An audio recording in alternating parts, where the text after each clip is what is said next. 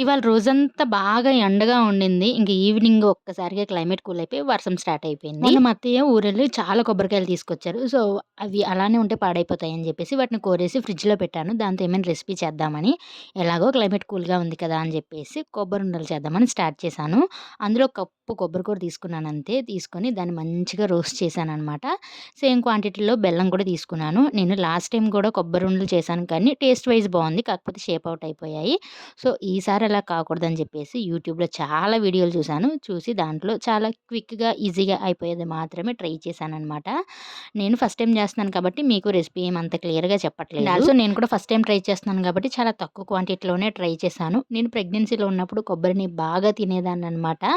మళ్ళీ ఎందుకో తినాలనిపించి కొంచెంగానే ట్రై చేశాను. చాలా వచ్చాయి కొబ్బరి లడ్డూలైతే. మీరు కూడా రెసిపీ నచ్చితే డెఫినిట్‌గా ట్రై చేసేయండి. నెక్స్ట్ మీకేమైనా రెసిపీ కావాలంటే కింద కామెంట్ సెక్షన్‌లో కామెంట్ చేసేయండి. నేను ట్రై చేసి మీతో కూడా షేర్ చేసుకుంటాను. ఇక్కడ చూడండి నా కొబ్బరి ఉండలైతే ఎంత బాగొచ్చాయో. వీడియో నచ్చితే లైక్ చేయండి. Bye friends.